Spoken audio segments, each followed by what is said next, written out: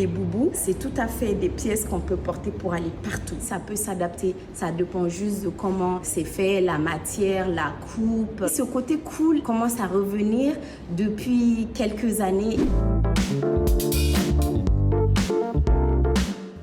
Bonjour Bridge, je m'appelle Namissa, je suis la créatrice de la marque Ika-Look. Je vous dis la bienvenue et je vais vous présenter un peu mon univers.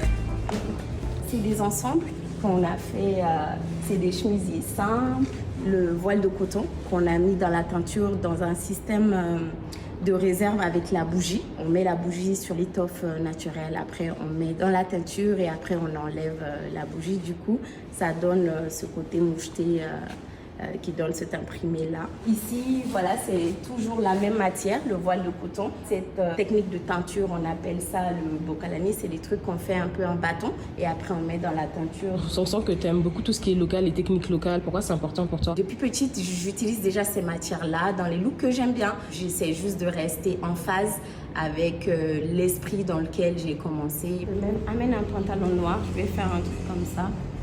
Mon rêve, c'était de devenir médecin. En fait, moi, j'ai jamais pensé que ça, c'était quelque chose qui pouvait être un métier. Voilà. Moi, j'ai fait l'école de médecine et c'est lors des vacances de pratiquement, on va dire, la deuxième année que j'ai commencé à nourrir d'autres ambitions parce que je commençais à voir un mouvement de jeunes Africains qui voulaient s'habiller dans des matières africaines et tout ça. Et moi, c'est quelque chose que je faisais depuis toujours. J'ai grandi avec les dampés, c'est le voile de coton qu'on attache et tout ça. Ça a toujours été la matière qu'on porte chez nous à la maison.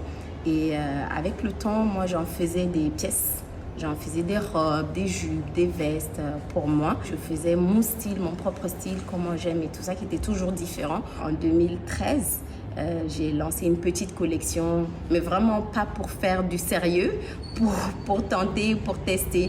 Donc j'ai fait une petite collection, ça a plu. Après j'ai fait une deuxième collection, c'était sympathique. Et c'est vraiment en 2016 que j'ai décidé de me professionnaliser, de lancer officiellement ma marque. On remarquait aussi dans ta boutique qu'il y avait pas mal de boubous. Oui, le boubou, c'est une longue histoire d'amour, on va dire.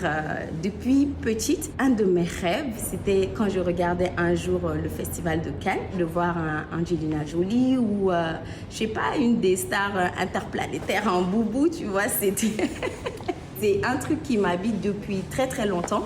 Et j'estime que le boubou, c'est vraiment la pièce africaine par excellence. Et ce qui s'est passé, j'ai créé une collection qui s'appelle Ika Boubou. Ika comme Ika Look de Ika, en bambara qui veut dire bien sûr ton, c'est-à-dire quelque chose qui t'appartient. Ma toute première collection Boubou, c'était en 2019. Ça s'est raflé en même pas 48 heures. Je me suis dit, ah tiens, si les Ika Boubou finissent en si peu de temps, on a plein d'autres créateurs qui peuvent aussi proposer. Donc, au lieu de faire juste une collection Ika Boubou, on fait la semaine du boubou. Aujourd'hui, Ika Look pour moi, c'est deux choses. Valoriser notre savoir-faire en créant des styles adaptés à des jeunes femmes des jeunes femmes africains ou diaspora et le côté création d'emplois. J'ai envie que nos savoir-faire se développent, qu'on puisse développer notre artisanat, nos savoir-faire, qu'on puisse montrer qu'on est vraiment capable de faire tout ça.